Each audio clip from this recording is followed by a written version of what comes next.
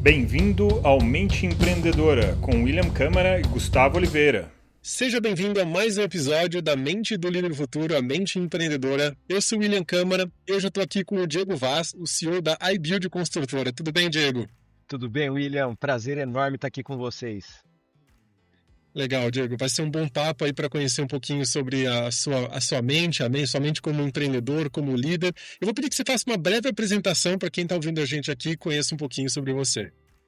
Bom, como o William me apresentou, sou o Diego Vaz. Eu sou o fundador da primeira rede de franquias de construção chave na mão do Brasil. Sou formado em administração, apaixonado por administração de empresas. É um dos temas que eu mais gosto de ler, que eu mais gosto de ver vídeo. E eu amo o que eu faço. Eu sou uma pessoa que, graças a Deus, eu encontrei o meu propósito de vida. De vida eu estou buscando, e o profissional eu tenho certeza que eu já encontrei. Gostei dessa separação de propósito pessoal, né, de vida, e do propósito profissional. Que, na verdade, o propósito ele está sempre se mudando, né? A gente, às vezes, conquista alguma coisinha, a gente vai lá e dobra a meta, né? Aumenta o propósito, vai além, né? E é gostoso conversar com alguém que já entendeu para que você serve profissionalmente, qual que é o seu motivo de trabalhar, né? É muito importante, porque, assim, eu sempre fui empreendedor, né? Eu trabalhei muito pouco tempo como trainee, com a cabeça já pensando na minha empresa, né, que eu queria. E é muito difícil quando você começa lá com, 17, 18 anos, e você fica buscando qual que é o seu papel ali, né? Aonde que você precisa desempenhar dentro da cadeia. Isso foi uma evolução, né? Então, e eu sei muito bem que a gente por mais que as pessoas falam que não tem separação, mas tem sim, né? A vida profissional, os nossos propósitos, os anseios profissionais são diferentes dos anseios pessoais, né? Não pode ser a mesma coisa, porque uma coisa é para a gente brotar ali em trabalho, né? Em desenvolver alguma coisa. Outra coisa é na sua família, com as pessoas que você ama, né? Eu acredito que tem propósitos separados. Eu acredito que eu encontrei o meu profissional. Que legal, vou querer saber um pouquinho mais disso já já. Falando como a gente começou falando de propósito, esse é um tema que eu adoro e dá para sentir isso na forma como você fala, como você sacou esse seu propósito profissional. E muitas pessoas, elas confundem um propósito com o outro. Não que sejamos... É o mesmo protagonista, vamos dizer assim, é a mesma pessoa que vai cumprir os dois propósitos.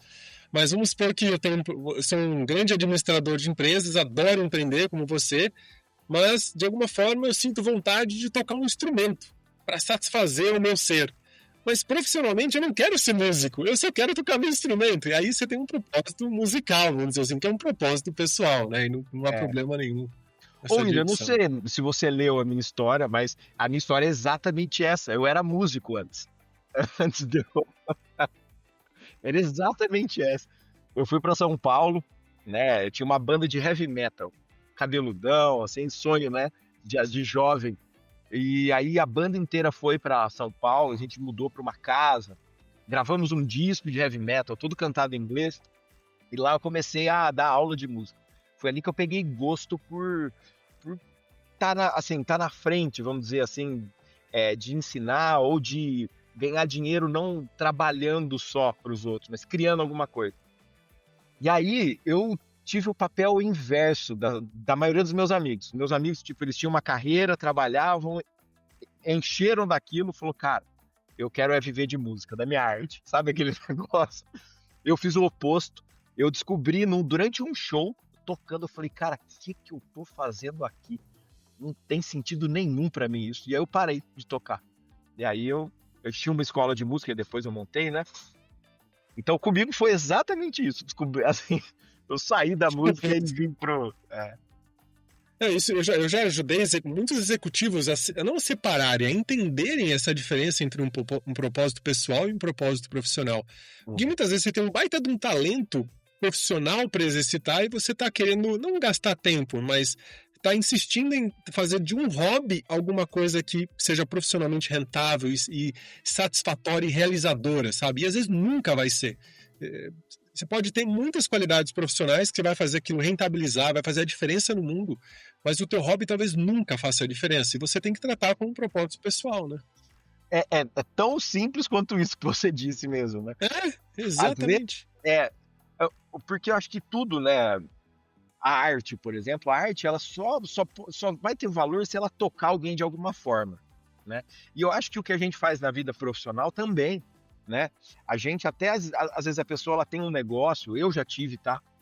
Um negócio que eu falava, eu não vou conseguir entregar aquilo que eu quero, que eu tenho dentro de mim, através disso, sabe? Eu tava em algum momento ali, eu falei, não é isso que eu quero. Então, nem no profissional a gente consegue, às vezes, fazer daquilo que a gente acredita ser uma fonte mesmo de prosperidade sua. Você vai ter que migrar, mudar de negócio, mudar de propósito para achar isso, né? Sim. E a diferença, às vezes, é muito sutil. Ela está muito ligada com o que você faz bem? Qual que é a tua grande habilidade que faz com que você profissionalmente tenha sucesso? E essa é a minha próxima pergunta para você. O que você, na sua trajetória empreendedora, tem como qualidade, como profissional, que realmente fez você chegar onde você chegou hoje? É, tem que ser uma coisa, né? Só. Mas assim, o que Pode eu ser acho duas, três. é assim, de verdade, não é piegas, não, é o meu propósito. Porque quando eu já tive muitas situações, né, da empresa, desde 2013, né, que a gente existe, de que se eu não tivesse propósito, William, eu não estava aqui mais. Eu ia ter abandonado, eu ia ter feito coisas dentro do negócio que hoje eu me arrependeria. Por exemplo, na época da pandemia, sabe, eu tinha contratos que quando eu fechei esse contrato, o valor do material estava X e eu tive que entregar esse contrato vezes 8 o valor que eu tive que pagar. E se eu não fosse por propósito, por acreditar que o que eu estava fazendo era o que eu tinha que fazer, eu ia ter largado, eu ia ter abandonado esse cliente. Então, se tiver uma coisa só que eu acho que me sustentou até hoje, me sustenta, é acreditar no meu propósito, sabe? Eu tô falando muito disso, mas é isso mesmo. Eu acordo de manhã e durmo à noite pensando no meu negócio e eu tenho certeza que é isso que eu tenho que fazer. E essa ideia fixa, se a gente pode chamar assim, né, esse propósito, aquilo que você tem na mente, que você sente que vai fazer a diferença para você, ele mexe, ele ativa uma série de outras qualidades. Então não é balela, não é bobeira isso. Não Para é? algumas pessoas que nunca tatearam isso, nunca sentiram que esse é isso faz uma grande diferença lá dentro da gente, né? A pessoa pode até achar uma coisa que, isso não faz sentido, isso não mexe comigo. E talvez ela não precise dessa história, dessa narrativa, né? Mas internamente no nosso cérebro, você ter essa história bem definida e você perseguir essa história a todo custo, não importa o obstáculo, não importa o que atrapalhe você chegar lá, aquilo é transformador, é mais do que satisfatório. Você sente que realmente está fazendo aquilo que deveria estar fazendo. Isso parece que brilha todo o seu cérebro, brilha todo o seu ser de alguma forma, né? Então, é uma imensa qualidade, viu, Diego? Eu acredito que sim. E eu acredito muito que nós somos semente. Semente. Se a gente. Eu tenho, assim, eu tenho às vezes uma análise assim da pessoa que ela fala assim, eu só vou trabalhar porque eu tenho que trabalhar, eu tenho que pagar meus boletos. Eu tenho pena, não pena no sentido pejorativo, por favor, mas assim, eu queria muito que essa pessoa encontrasse. Sabe por quê? Porque a gente é uma semente, cara. A gente nasceu para brotar, para ser mais de um, né? A nossa vida, ela é multiplicação, ela nunca é soma, né? Todo mundo fala, não, eu vim aqui para somar. Não, eu vim aqui para multiplicar. Porque de um sempre é dois. Uma semente nasce uma árvore, que nasce em vários galhos, que nascem várias sementes. Então, quando a gente descobre qual semente que a gente é, aí a gente só vai ficar feliz quando a árvore que nasceu em cima da gente é o que a gente tem por dentro. Que legal, bom entender aquilo que te motiva, essa sua força interna que te faz ser um empreendedor melhor, um empresário, um líder melhor. Que isso, quem nos ouve, de alguma forma, tem interesse em empreender ou em liderar, e ouvindo isso de você, às vezes é só ligar uma chave. Sabe, o que te motiva a fazer tudo aquilo que você faz todo dia? E às vezes a gente sabe, mas não está consciente, não usa aquilo conscientemente, né? É. Então, eu acho que você tem muito claro isso na sua mente. Eu acredito que sim. Até hoje, né? Pode ser que a gente mude, e vai mudar sempre, né? E temos o direito a gente faz o que a gente quiser, né? É isso. Então eu E aí, acho, e isso é bom, né? Eu acho que isso me deixa feliz. Eu sou feliz profissionalmente, muito feliz. que bacana, Diego. E aí nessa linha, até para caracterizar, né, o porquê que você faz o que você faz, Qual foi o teu maior acerto na sua trajetória empreendedora, aquilo que você sentiu que virou a chave, aquilo que fez a diferença, aquilo que fez você realmente ter certeza que você devia seguir nessa direção? Estudar. Quando eu entrei na faculdade de administração, eu tive que fazer supletivo, porque assim, meu pai era uma pessoa muito rígida, e eu ia repetir, né, ia bombar o primeiro ano, meu pai ficou louco, me tirou da escola, falou, você não quer estudar? Você vai trabalhar. E aí eu fiquei sem estudar tal, e aí chegou uma hora que eu tinha já escola de música, eu falei, do jeito que eu tô, eu sei que eu não vou conseguir ir para cima, além do que eu tenho, né, para mim o que me veio foi, eu tenho que estudar, eu tenho que ir atrás de alguma coisa, e aí entrei na faculdade de administração, tive que fazer o supletivo, como eu te disse, mas entrei na faculdade de administração com 23 anos. Então a minha cabeça era assim, eu preciso sugar tudo que tem nesse negócio, né? Então o que eu acredito, e a gente tem isso hoje, eu sou dono de uma rede de franquias.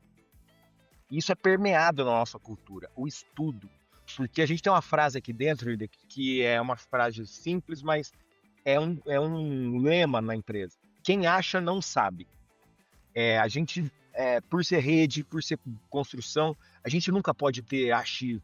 A gente sempre tem que estudar e saber aquilo que a gente está falando. E saber que a gente não sabe, né? Então, eu acredito que é isso, é estudar mesmo, assim, sabe? Entrar de cabeça naquilo que você quer. Porque você só começa a descobrir coisas que você não sabe quando você estuda um assunto, né? E a ignorância, muitas vezes, ela tem um véu ali, né? Que impede você de enxergar que você está preso numa bolha e você só rompe essa bolha quando você estuda. Para mim, o conhecimento é isso. Ele é um rompante de experiências, de possibilidades. A gente está preso num universo muito pequeno. Na medida que você estuda, você vai expandindo isso. Isso faz com que você cresça, né? Isso faz toda a diferença, né? E é um pouco frustrante, né? Porque quando você começa a estudar, você começa a ver o quanto que você não sabe. Aí você fala, meu Deus, mas parece que eu sabia mais antes. Tem um estudo que uns cientistas fizeram, que é o ladrão invisível. Não sei se você já viu essa história.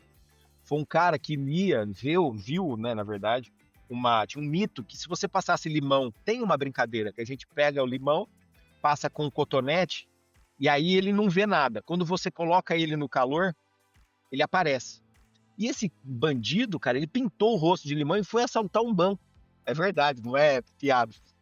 E aí o pessoal estudou, falou, cara, mas por que você foi? Ele tinha certeza que ele não estava sendo visível, né? Depois que ele foi preso. Aí os cientistas fizeram um teste e descobriram que quanto mais ignorante é a pessoa, mais ela acha que sabe. E quanto menos, tipo, as pessoas que estudavam para a prova, a percepção da nota que ela teria era mais baixa do que quem não estudava. Então é muito isso, né? A gente busca conhecimento, mas ao mesmo tempo a gente descobre que não sabe. Parece filosofia, mas... Não, e acho que é mesmo, né? Você só sabe quando você não sabe, quando você descobre que você era menor do que aquilo que parecia, né? Então, estudar, acho que essa expansão ela é muito importante. Sabendo do seu maior acerto como empreendedor, que é uma habilidade que você considera importante estudar, qual foi o teu maior erro como empreendedor, na sua trajetória empreendedora, profissional? O que você considera que foi o teu maior aprendizado ali, que realmente valeu alguns dias ou alguns anos perdidos aí? O meu maior erro foi acreditar, né, principalmente eu que trabalho com construção, de que o conhecimento, né, que o know-how, ele está no outro, ele está no funcionário, vamos dizer assim, ou na mão de obra. Vou te dar um exemplo, o que eu quero dizer. E eu errei muito em obra, né, lá atrás, aprendendo, por isso. Tipo, você vai fazer uma obra, você vai construir a sua casa, William. Você contrata um empreiteiro.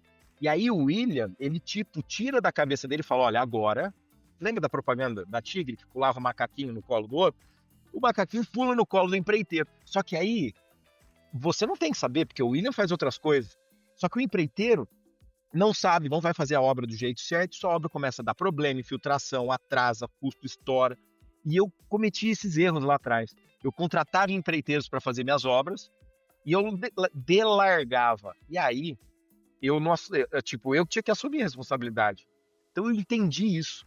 Quando eu entendi isso, que era o meu principal erro, todos os problemas que aconteciam, de que eu tinha que ter o conhecimento, eu que tinha que ter método de controle, eu que tinha que ter checklist lá, deu a virada de chave, mudou a empresa. Fez a gente, né, começar a crescer, realmente, porque antes patinava muito. Você fazia uma obra bem feita, porque você contratava uma boa mão de obra, e uma péssima. Aí o lucro que você tinha dessa obra bem feita, você tinha que cobrir o rombo da obra mal feita. E aí era uma bola de neve, né? Ainda mais nessa área, né? Onde a mão de obra não vou dizer crítica, né? Mas assim, ela varia muito, né? Pode dizer crítica, sim. Imagino você como lidar com isso. O conceito do que é uma coisa boa é muito variável de uma pessoa para outra pessoa, né? Então você conseguir nivelar isso, a gente faz isso, a gente usa mentores. Hoje estou à frente de uma empresa chamada Upskill Platform, que é uma empresa que oferece mentoria de lideranças para empresas. Então a gente chega lá com um time de mentores e entrega uma mentoria para os líderes serem melhores líderes mais rápidos, evoluir, amadurecer a identidade como líder mais rápido. Isso é algo necessário.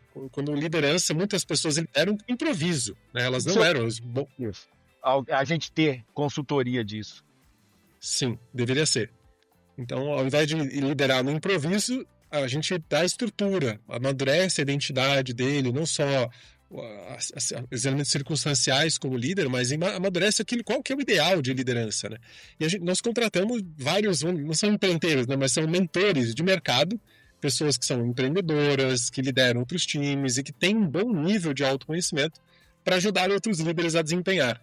E a gente já teve esse desafio também, né? Como nivelar isso, né? Como ser protagonista dessa ordem ali, senão você perde mesmo, perde tudo mesmo. Eu imagino no seu caso, porque o seu caso é conhecimento puro, né? A pessoa ali, a persona que vai ali com o empreendedor que contrata vocês, por exemplo, de certa forma, o conhecimento é da empresa, né, de consultoria, mas tem que ter muita entrega daquela pessoa também, das experiências, da propriedade de causa, porque nós empresários, a gente não é preparado no Brasil para ser empresário. A gente é preparado para ser mão de obra. Então, a gente não tem bagagem e é um sonho seria, né, se a gente começasse, tivesse uma mentoria sempre do lado. E eu aconselho, assim, ó, se esse podcast é para a gente bater papo, né? Busca mentor, sabe? Não no sentido pejorativo que virou depois, né? Mentoria. Não, busca um mentor mesmo, porque a gente precisa, né? A gente vai errar e se não tiver alguém para nos ajudar a mostrar os erros, a gente demora muito para enxergar. Eu demorei 10 anos para enxergar esse erro que eu te disse. E que eu vejo que eu ainda hoje percebo erros que eu estava cometendo até o mês passado, né? Então, quando você tem alguém que te ajuda a enxergar isso mais rápido, é muito melhor, né? Facilita a vida para todo mundo. Né? Muito. Legal, Diego. Deu para entender a sua maior qualidade, o seu maior acerto, o seu maior desafio aí na sua trajetória. Agora eu quero entender um pouquinho do seu negócio, porque assim eu também consigo entender um pouco mais sobre você, né? O que é a iBuild? Como é que você surgiu com essa ideia? De onde nasceu isso? Por que você criou a iBuild? Eu tinha uma construtora, né? Eu não sou engenheiro, sou administrador de empresas, como eu disse, e a minha construtora só fazia obras para empresas. Então, Santander, fiz obra para o Avílio Diniz, para o Jorge Paulo Lemann, sabe? E aí eu aprendi lá que a construção civil para empresas, eles contratam como se fosse essa caixinha aqui. Tipo, eles compram a casa, eles não contratam o João, o Pedro, o Renato, eles contratam uma empresa e essa empresa tem que entregar o produto. Então a gente falava de produto só. Só que eu construía no método convencional, que é tijolo por tijolo, igual fazia nas pirâmides lá, 5.000 anos atrás. Aí, em 2015, a gente sempre buscou processos, industrialização na construção civil, mas na alvenaria é muito difícil. Eu descobri um método de construção que chama Steel Frame. Não sei se você já ouviu falar. O Steel Frame é um sistema americano de construção que foi criado nos Estados Unidos e ele foi usado para reconstruir o mundo pós-guerra. O plano Marshall usou o Steel Frame para construir. Por quê? Porque o Steel Frame, diferente do drywall, que eu achava que era, ele é feito para aguentar menos 40 de temperatura, terremoto e 50 graus Celsius e brisa. Ele é um sistema muito versátil, muito mais confortável térmica, acusticamente, além de ser industrializado. Eu usei esse sistema para construir umas obras. Aí eu falei, eu nunca mais na minha vida eu assento um bloco de tijolo. E foi o que eu fiz em 2015. Eu migrei, E aí a minha construtora passou a construir só em steel frame. Numa época que ninguém falava de steel frame, era pouquíssimas as empresas que tinham, não tinha norma. E a gente foi desenvolvendo. Aí começavam a vir muitos empresários, William, tipo donos de construtora, querer fazer negócio comigo. Qual que era o plano deles? Falou, olha, vamos, a gente faz uma obra junto, eu aprendo esse negócio de steel frame, porque todo mundo sofre com mão de obra, e aí eu sigo. E aí me deram a luz, falou, cara, você tem que franquear, porque eu sempre fui neurótico com processos, com gestão. Sou formado no método japonês de produção, então assim, tudo é processo para mim, tudo é procedimento, e eu fiz isso na consultora. Por isso, eu peguei o conceito de obras para empresa e passei a entregar isso para cliente final. Hoje o William, se quiser, ele vai ter a casa dele como um produto. Você não vai ter que contratar o eletricista, o encanador, ter que comprar piso, nada. Você contrata a iBuild, uma franquia da iBuild, hoje nós somos uma rede, e a nossa franquia te entrega a obra 100% pronta, chave na mão, para você entrar ou com a roupa ou com os móveis. Interessante. Entrar com a roupa, nossa, isso é disruptivo, hein? Já aconteceu, a gente já entregou obra com armário, cama, televisão, geladeira, pronta a casa. E a pessoa só entrou com a roupa de cama e as roupas. Uhum. É um modelo, né? Não é que a gente só trabalha assim, a gente tem essa Sim, é uma opção. possibilidade. Legal, que bacana. E hoje você criou uma rede de franquias que a faz primeira. isso. É. Olha que interessante, você estava comentando comigo que já era difícil você conseguir equalizar a mão de obra com uma empresa. Imagino com uma rede de franquias a dificuldade disso. Mas olha, é mais fácil agora, depois que eu descobri que o segredo não é você ter mão de obra especializada. O segredo porque construção civil é isso, né? O segredo é você ter mão de obra qualificada. As nossas obras, elas são industrializadas, William. Hoje eu uso 10% da quantidade de eletricista, por exemplo, porque eu produzo toda a parte elétrica, eu passo os fios dentro do conduíte, eu escrevo o nome, ambiente por ambiente, faço teste, tudo na fábrica. Eu termino na fábrica, testo, mando para a obra, só instala. Hidráulica, a mesma coisa.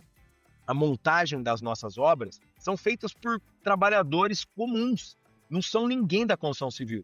O meu franqueado contrata, por exemplo, um cara que trabalhava como empacotador no mercado, um cara que trabalhava numa empresa de fachada, sabe assim?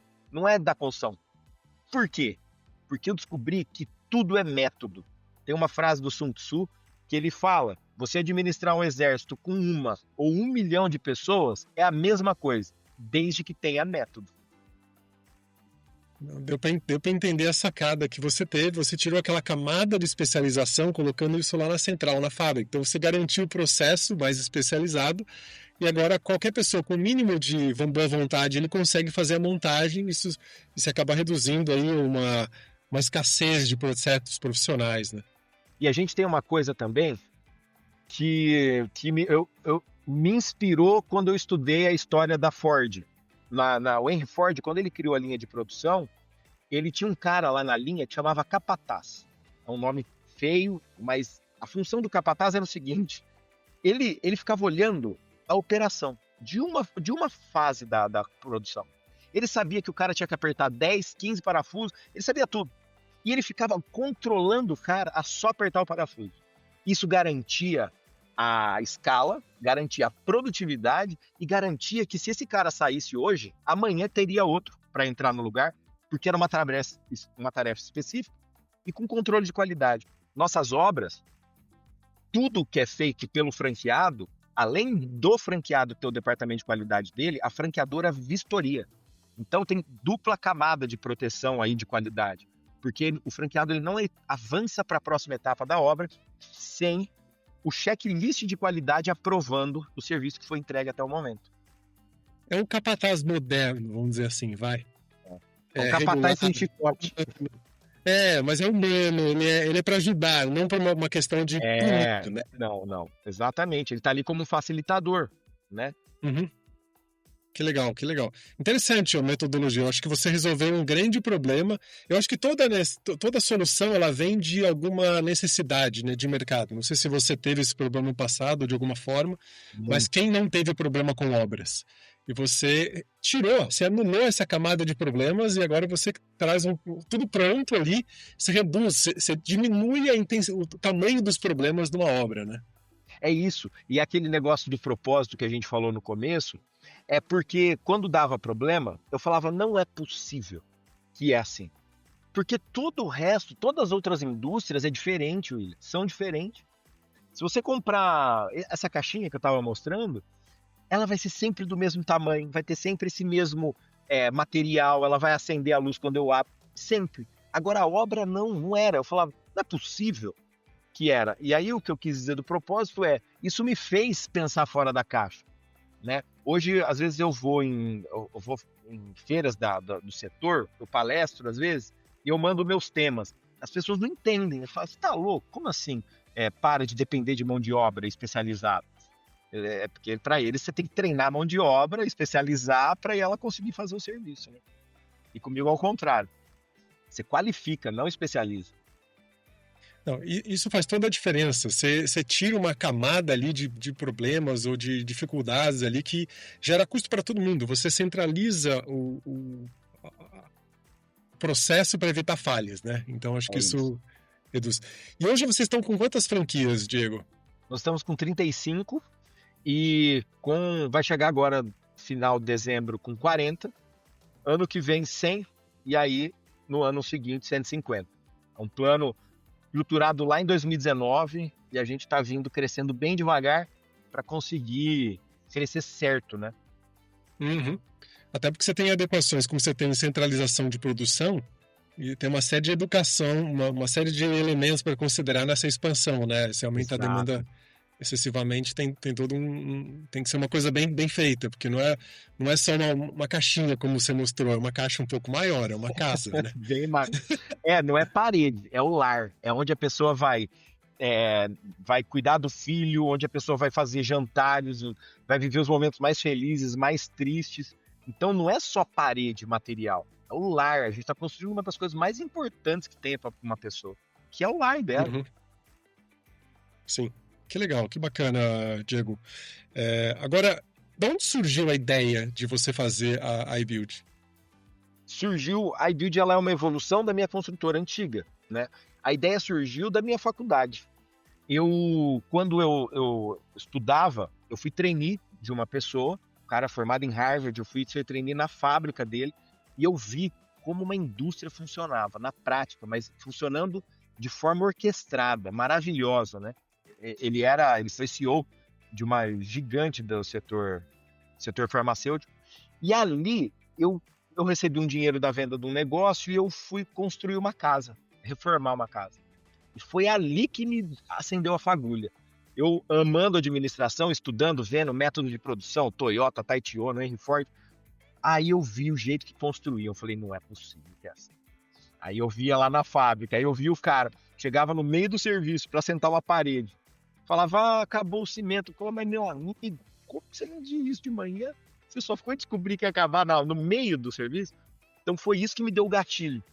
Eu falei, olha, eu tenho uma oportunidade aí, porque o setor é muito arcaico, é muito pouco profissionalizado, vamos dizer assim. E aí eu destaquei toda essa energia minha que eu tinha de indústria, eu falei, eu quero fazer isso na construção civil. Que legal, você tinha uma expertise, você tinha uma especialização, você viu um desafio, você teve um problema, né? Você viu um desafio de negócio, falou assim, se eu estou tendo esse desafio, outras pessoas também terão. Eu acho que essa é a maior sacada que o empreendedor consegue ter. Eu te perguntei, eu já imaginava que fosse algo assim, mas eu queria entender como foi isso, né? Você teve uma dificuldade de construir uma casa e você falou, poxa, não é possível que seja esse caos sem assim, tem quem constrói casa tem que aceitar que é assim. E simplesmente, não, como assim? Eu vou ter que aceitar que essa desgraça... Sim. Assim, não pode, né? Não, mas vai atrasar 8 meses.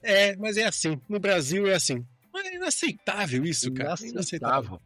Teve um amigo meu, eu sempre cito isso, que é muito engraçado e muito triste ao mesmo tempo. Ele estava construindo uma casa, chegou assim no fim, aí a gente se encontrou, nós nos encontramos. Falei, e aí, como é que tá? Ele falou, cara, eu queria colocar todo mundo que passou por essa casa dentro de um quarto e pôr fogo nessa casa. Sabe, o cara falar isso da própria casa. É engraçado, mas é triste. Porque pensa, o sofrimento que foi para essa pessoa construir o imóvel, né? Que é o maior sonho do brasileiro. Então, é isso aí que você falou. Eu falei, não é possível. Não é possível que é Que assim. seja desse jeito, né? Que legal. E você está com um projeto ousado aí de expansão para 100 franquias até o ano que vem? Você tem uma fábrica que produz tudo isso? Você tem, imagino, treinamentos, processos, uma coisa grande. Mas como é que você vê hoje o impacto desse novo estilo de construir, que acho que eu já tinha ouvido falar desse novo Steel formato, frame. steel frame. Eu acho que isso está crescendo muito. Eu acho que as pessoas estão ganhando consciência de quanto de desperdício, de retrabalho. Você constrói uma parede, depois quebra para pôr janela, sabe? Tanto retrabalho que não vale a pena. Você pode pensar antes de fazer, né? Sair quebrando, jogando dinheiro fora, né? Como é que você vê isso no futuro? A aderência disso no mercado brasileiro? Como é que você vê o futuro da construção do Brasil, sabendo que você está à frente aí de uma das maiores franquias de steel framing no Brasil? Como você disse agora há pouco, tudo é baseado numa necessidade. Os donos de grandes construtoras sofrem os mesmos problemas do William que quer construir. Qual que é o problema? Falta de mão de obra. E aí, essas construtoras, elas precisam industrializar cada vez mais. Então, no setor da construção civil, William, a inovação nunca foi puxada pelo cliente. Nunca. Sempre foi empurrada pela indústria. Sabe por quê? Porque o cliente ele não tá preocupado se a casa... É claro que ele quer viver bem, feliz, seguro. Ele não está preocupado se a casa dele vai ser feita com tijolo da marca X ou da marca Y. O cliente, ele não está preocupado com nada, mas o construtor tá.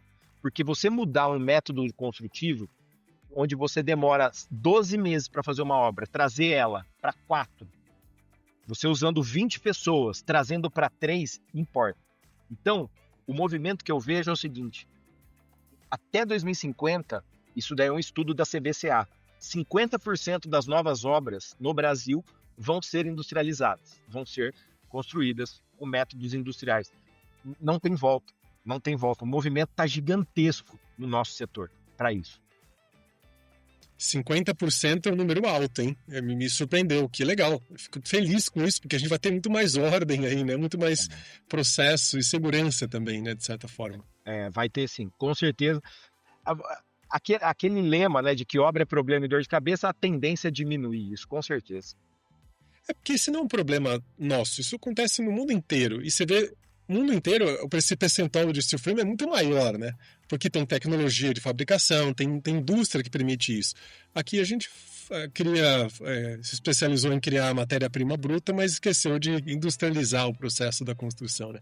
É isso. Adiamos isso. Que bom que agora a coisa está ganhando tração e você faz parte dessa grande transformação, né?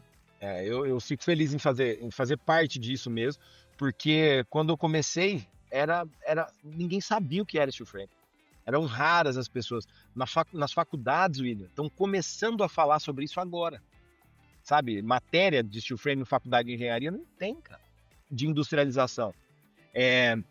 Isso muito é por conta da nossa questão socioeconômica, né? O Brasil sempre teve mão de obra abundante. Então, não tinha porquê, lá na década de 70, você ter que criar método industrializado. Porque era muito mais barato. Você tinha trocentas pessoas disponíveis para construir. Hoje, quem que você acha está disposto? Vamos pegar assim, tinha o seu Zé, seu Pedro e seu João. Hoje tem o Enzo. Você acha que o Enzo sair de casa, tomar aquele sol lascando na cabeça, bater massa? O Enzo não quer fazer isso. Não é pejorativo. Não quer. Então não vai ter mão de obra. Então, por isso que está nesse movimento agora. É uma necessidade, não é um lapso de genialidade de ninguém, não. Faz sentido, é uma coisa até geracional, né? De conhecimento, de acesso à informação, de outras possibilidades que não faz sentido mais esse tipo de trabalho, né? Tá cada vez mais escasso, né? Estava ontem passeando no parque e estava dando uma homenagem a um funcionário do parque, um jardineiro, que ele está naquele parque trabalhando há 30 anos, debaixo de sol e chuva todo dia. Isso não existe Cara, não mais. existe. Não Alguém existe. que fica 30 anos fazendo um mesmo trabalho, assim, tá cada vez mais escasso, como você falou. Então, assim, ou você cria tecnologias para conseguir suprir essa ausência desse profissional que hoje, às vezes, ele faz um colégio, faz um curso de computação e ele vai ganhar a mesma coisa, ou muito mais, trabalhando no computador em casa dele, né? Então, a É tecnologia, ela criou muita oportunidade para os profissionais, né? muito, é absurdo. Ué, o que a gente está fazendo aqui agora. Imagina, para fazer um podcast no modelo antigo, estúdio, técnico, cabo, não sei, não é da minha área, mas devia ser um mundo gigante. Hoje, olha como tá simples, né? Assim, claro que tem muita tecnologia envolvida aqui, mas é muito mais fácil. Hoje é possível qualquer um fazer, né? Esse tipo de coisa. Eu acho que tem um fator aí que cabe nesse caso e no seu também, que é o fator tempo. Hum. Hoje, o fator tempo, a gente entende como isso é valioso. Então, você se locomover 1, 2 horas até um local, preparar, gravar, testar, maquiagem, sejam 5 horas. E aqui não, em 40 minutos a gente grava um podcast, a gente tem um papo legal, a gente troca informações. É a mesma coisa com uma construção. Você pode querer ficar lá esperando a obra parada e troca o profissional, espera o cara chegar de outro estado para continuar a tua obra. Quanto tempo que isso vai atrasar, né? O tempo é muito valioso para a gente abrir mão. Muito. É porque é o recurso mais escasso que o ser humano tem, né? É o tempo. Uhum, É bem uhum. limitado o nosso tempo. Que legal, Diego. E, bom, entendi um pouquinho da onde você quer chegar, da onde surgiu tudo isso. Agora eu queria saber como é que você vê hoje a inteligência artificial chegando ali na boca, no cliente, no seu cliente final. Qual que é a tua No visão final. sobre a IA atualmente? Cara, a gente usa IA alucinadamente aqui dentro. Eu não chamo a IA de uma ferramenta, eu chamo ela de pessoa, ela é um funcionário nosso, um dos melhores funcionários. A gente tem IA hoje, vou te dar um exemplo aqui, depois eu falo o que eu penso do cliente final. Vamos supor, o nosso cliente final. Pronto, vou juntar os dois. Nosso cliente final, ele tem acesso a uma IA dentro do WhatsApp nosso, que a gente desenvolveu, que ele só faz uma pergunta, fala, como está o andamento da minha obra hoje? Aí ela entra no meu banco de dados, vê todos os inputs, todas as fotos, todos os percentuais de avanço, tudo o que aconteceu, quem trabalhou, e ele devolve uma resposta para o cliente lá. Então, assim, ele precisaria fazer isso antes, e fazia, pedindo para os meus técnicos de qualidade aqui. Aí ele tinha que ir lá, pegar, emitir relatório. Acabou, o cara faz isso. Outra aplicação, fui para Dubai o ano passado, numa feira de construção, e lá eu vi a inteligência artificial na qualidade. Então, eles usam hoje a IA para ver se a pessoa está usando EPI, se tem risco de segurança do trabalho. E a gente aqui na eBuild está buscando também desenvolver para conferência de qualidade de execução, onde a IA ela já enxerga, ela pega todos os parâmetros e ela já fala, essa parede está com problema de prumo, essa parede está com problema de nível. Então, a IA ela vai disponibilizar tempo para a gente. Porque o ser humano, nós, né, eu acredito que a gente nasceu para pensar e não para ficar fazendo carimbo, ficar conferindo nota, porque isso daí é trabalho de computador. E o que eu acho que a IA vai fazer é nos tirar desse trabalho massivo e nos dar tempo para ser humanos. Nossa, essa sim me surpreendeu. Eu não sabia que a gente já conseguia fazer uma IA para analisar se a obra estava boa ou não, se estava certa. Porque antes você ficava na mão do técnico, né, do mestre de obra, fazer análise crítica. Não, tá ótimo essa parede. Não, eu tô vendo que tá torta, querido. Não, foi muito bem feita. Aí eu mostrava, tinha que provar, tinha que convencer o cara que fez, que é especialista nisso, que aquela parede não estava boa, não estava bem feita. E hoje uma IA dirime, consegue realmente mostrar o que está funcionando e o que não está, né? Que fantástico. E na hora, né? E tá em PG isso, né? O aumento tá absurdo, tá muito alto. Bom, você soluciona vários problemas e a IA já está te ajudando, né? Imagino que não vai acontecer ainda mais para quantos outros avanços não vão ajudar uma coisa que era super complexa e desafiadora, dependendo de muitas pessoas, isso ser de alguma forma centralizada, né, em processos bem organizados, bem detalhados, né? Ainda nesse assunto da IA, é importante uma coisa eu falar do que eu vi lá em Dubai. Robô. Eu acredito que em 5 anos eu vou conseguir ter um robô dentro da minha obra fazendo o trabalho. Um robô com inteligência artificial embarcada, porque eu já vi isso lá. Eles têm lojas que vendem robôs para diversas aplicações com inteligência artificial. Então tem robô garçom, tem robô concierge, tem diversas aplicações ali que o robô ele já tem uma inteligência artificial embarcada, que ele consegue analisar. E eu vi também uma fábrica que o robô já estava conseguindo fazer trabalhos muito delicados com a mão, sabe? Com um nível de sensibilidade absurdo. Então, eu tenho certeza que em 5 anos, 7 anos, dentro das obras da iBuild, quem vai estar apertando o parafuso vai ser um robô com uma inteligência artificial embarcada e não mais uma pessoa. Eu tenho certeza.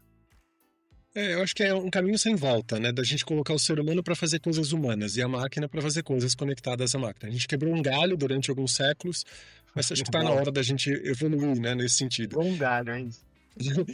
E aí, falando de ser humano, queria fazer uma última pergunta para você, para entender sobre pessoas, né? Hoje, quantas pessoas, quantos líderes trabalham na iBuild? Como é que funciona o teu processo de liderança? Como é que você vê a liderança ajudando você a chegar na meta que você colocou para o final do ano que vem? Pensa que cada franqueado é um líder, né? Cada franqueado, então, já parte disso. Cada franqueado tem que ser um motor propulsor do nosso negócio. Ele tem que reproduzir, replicar, e você só consegue fazer coisas diferentes com liderança, né? Então, hoje a gente está com 35 franqueados, mas dentro desses franqueados a gente tem mais uma ramificação de 4 pessoas. Então a gente está falando 35 vezes 4, né? Pelo menos, que eles precisam. De líderes mesmo, de pessoas que têm que pegar a pessoa e fazer, olha, é assim que faz, olha aqui onde está o processo. E dentro da iBuild hoje nós a franqueadora somos em 26, 28 pessoas.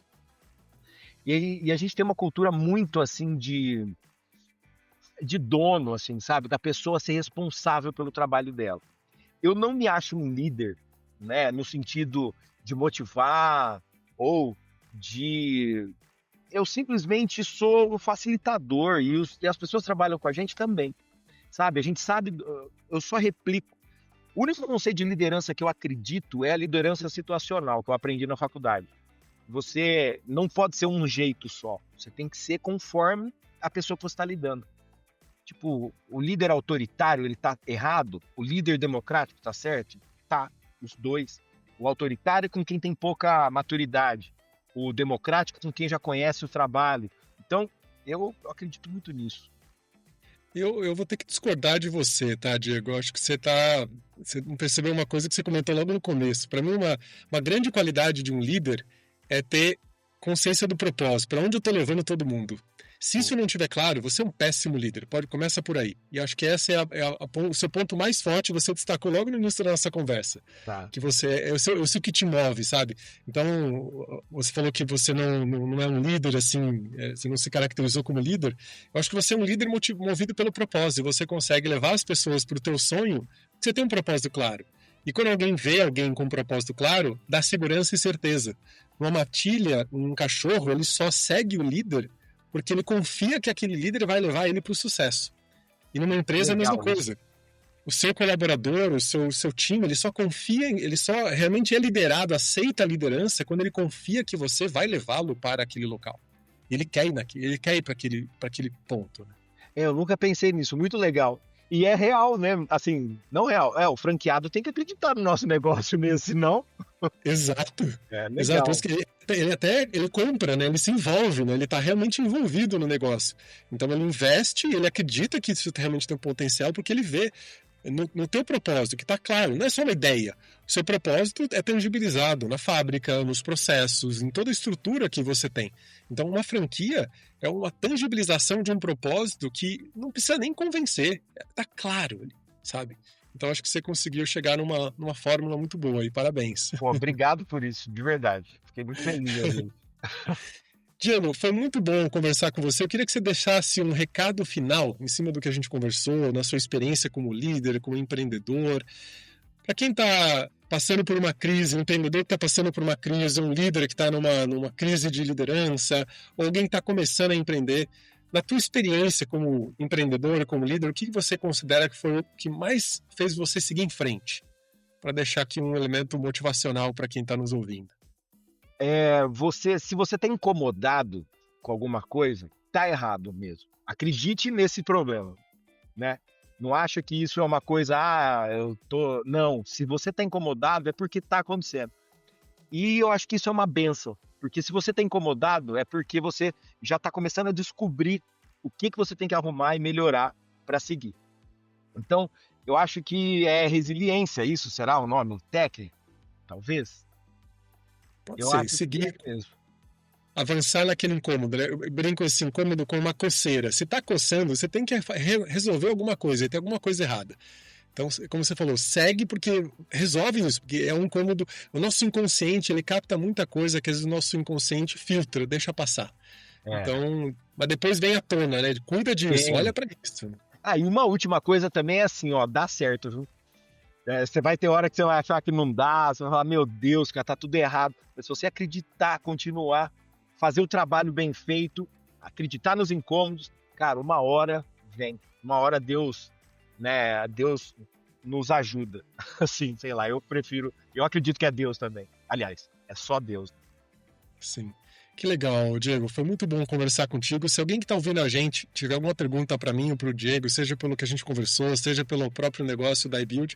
E aliás, como que alguém interessado consegue conhecer um pouco mais sobre a iBuild?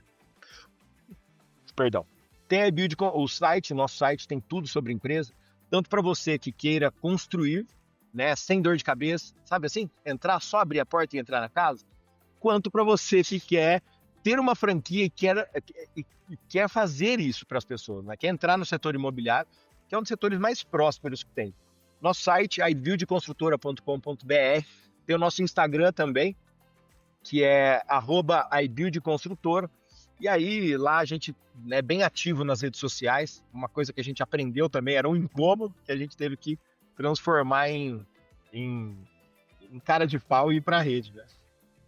Eu adorei a opção de entrar só com a roupa. Eu achei isso fantástico. Ninguém nunca falou isso para mim, eu achei demais isso. E não é balela, não. Se alguém tiver alguma pergunta para mim ou para o Diego, deixa aqui nos comentários que a gente vai ter o maior prazer em responder. Diego, obrigado pelo seu tempo e sucesso para a iBuild. Para nós, William, obrigado pela oportunidade, foi muito legal falar com você, viu? Um grande abraço para todos. Se você gostou do que falamos nesse episódio e quer ficar por dentro de mais conteúdo e atualizações, ou ainda mandar sugestões de temas do que você quer ouvir por aqui, siga o Instagram, @a mente do líder futuro. Até o próximo episódio.